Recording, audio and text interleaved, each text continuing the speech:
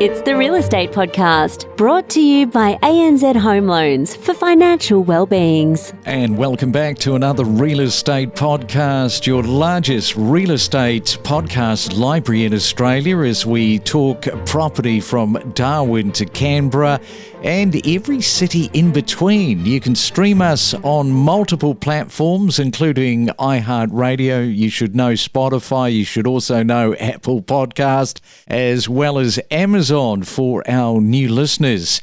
And don't forget too, if you are a new listener, tell a friend who might be into the whole real estate market like you are. They might be on a property journey. Let them know of the Real Estate Podcast, because they'll be able to digest over 1,000 episodes now.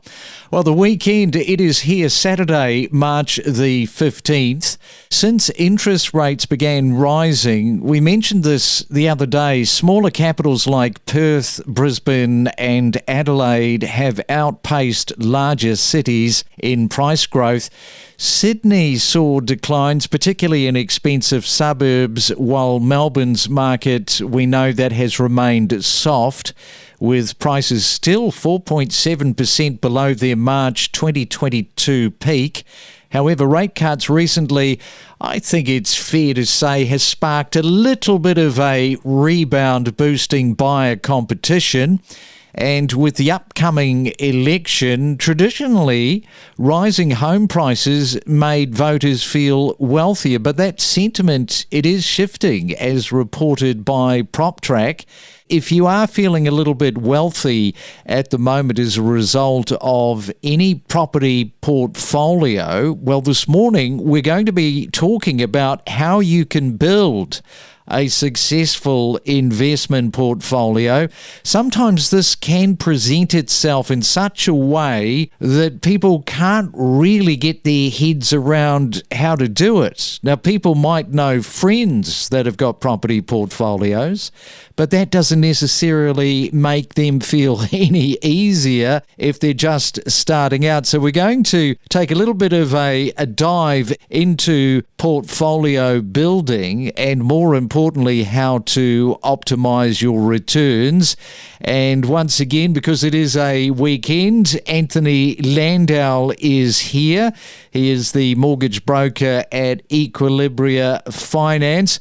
And a very good morning to you, Anthony. This is a big subject that we're talking about today, because, as I say, you know, people can know somebody that's got a property portfolio, but it just doesn't mean that it makes it any easier. No, good morning. Great to be here again, Craig, and you're spot on. Building an investment portfolio is a much different mindset to buying a home to live in. Property's just, in pragmatic terms, another asset class.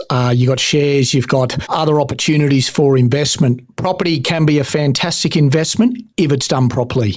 Now, you work closely with your investors to secure the financing side of it. So for those investing for the first time, when it comes to particularly a property portfolio, what key advice do you give them to help them start out strong, making those really informed decisions and strategically build a successful property portfolio? Yeah, for a lot of first-time investors, and even for those investing second, third, fourth property, the core fundamentals remain the same. And there's 3 or 4 core fundamentals that we run through with first-time investors or those coming back to build their portfolio.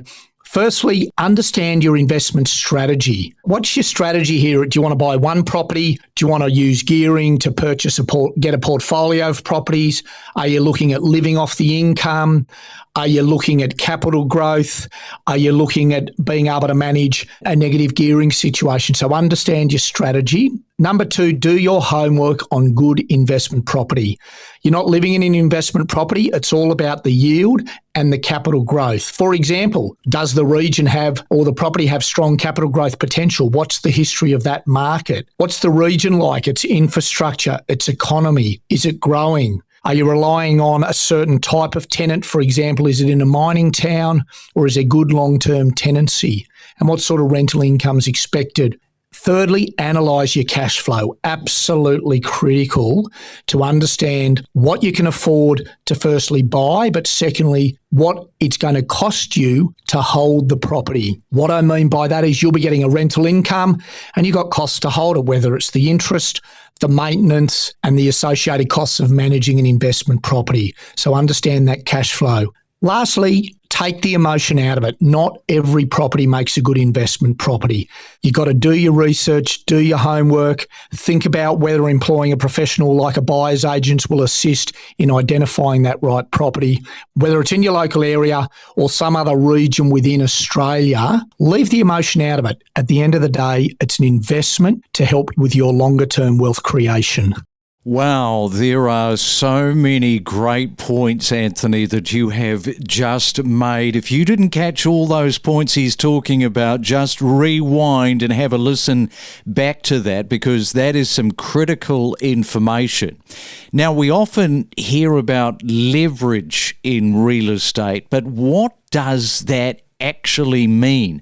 So if we look at your clients, Anthony, how do your clients use leverage effectively to maximise their purchasing power, also grow their portfolio? Because that's, at the end of the day, that's what you want to do. You want to be growing it, and you also want to enhance a client's long-term investment return. Those are the sorts of things that no doubt you're talking to all of your clients about, those that are interested in growing a property portfolio. Some of the biggest parcel of work we do with our investment clients is the strategy up front and how they can use leverage, which essentially means borrowing money to invest or utilising existing equity in another property to leverage into another investment property.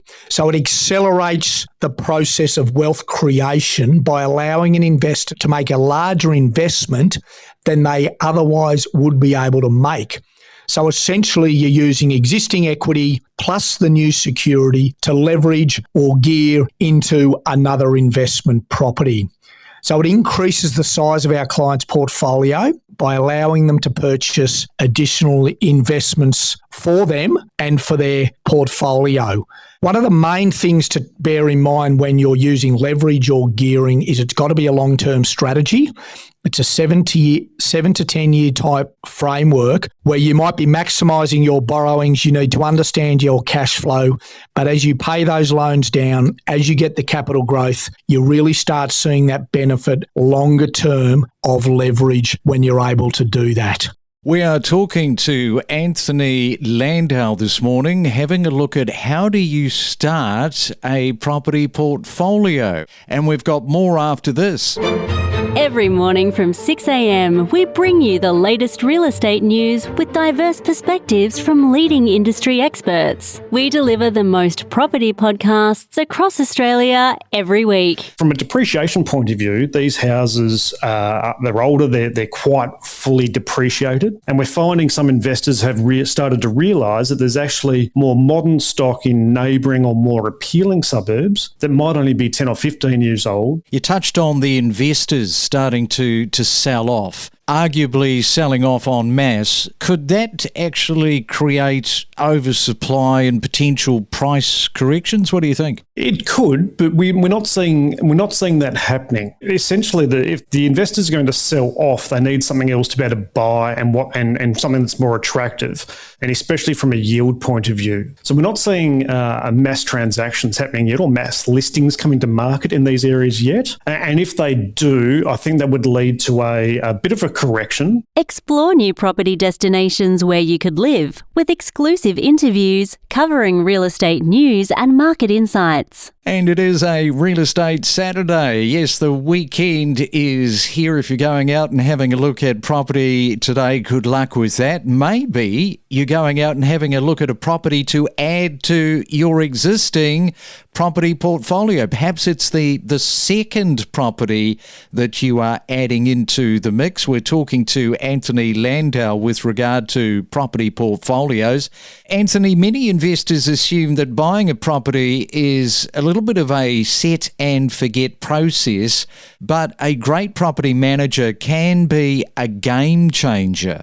Now, what should investors look for in a property manager to ensure that their investment is well maintained and profitable? Yeah, really, really important. There's the journey of buying an investment property, and then there's a journey of the ongoing management of an investment property.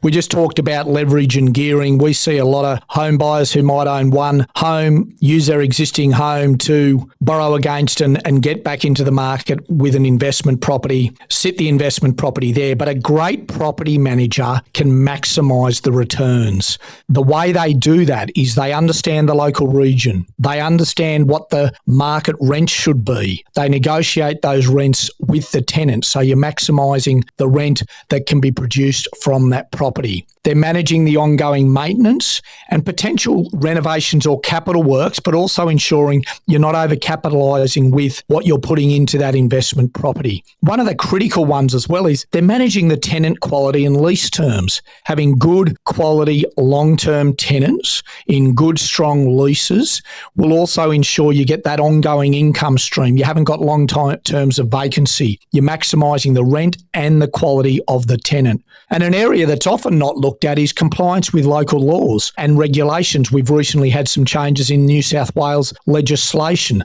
A good property manager will be across these, will know how to apply them and bring that down to your property. So a good property manager, as compared to a real estate agent who's got a lot of properties that they're just essentially managing a rent roll or even self-management of an investment property, may not ultimately be maximising the return and the cash flow and the management of that property. And a good property manager will bring that to the table for you. All right, so that's the role of a property manager, and you touched on maximising returns with effective management. So beyond the basic property maintenance, a skilled managing agent really does, with what you're saying there, play a vital role in optimising investment returns.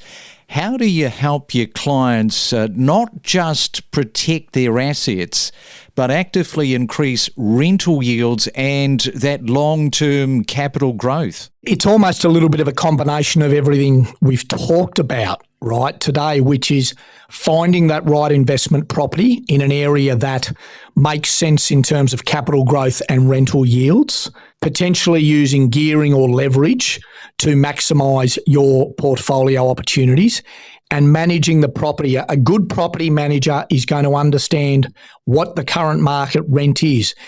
Are you maximising that current market rent? They'll know how to negotiate with the tenant. We work with some property managers who do an annual health check of all of our investor clients' properties, and they'll look at current rent versus market rent. Are you maximising the income that can be coming through at that point in time? Are there works that would assist in increasing that rent? What's the quality of the tenant? What's the longevity of the tenant and the substance to the lease? So that ongoing management will help you maximise that return. In terms of the capital growth, a lot of it's about that, what we talked about at the beginning, making sure you take the emotion out of it and stay disciplined in finding an investment as part of your portfolio. You potentially might even engage a professional like a buyer's agent to assist with that, who's doing all the research on those areas. So you're finding the right property and you're getting the right person to help manage the property to maximise the returns on it once you've secured it. Gee, there's a lot of information there for people to take away this morning. Yes, property portfolios, it is great if you can do it, if you've got the time, if you've got the nous, if you do the research. All of those points that Anthony has just made is certainly going to make it a lot easier.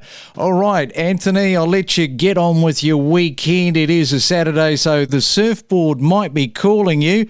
And thanks for coming back on this morning and talking about all of that. The surfboard's on the roof racks and I'm off to the surf. It's a lovely time of year in the water. So have a great weekend, everyone. We'll catch up next time. We connect you to the best real estate information across Australia. The Real Estate Podcast.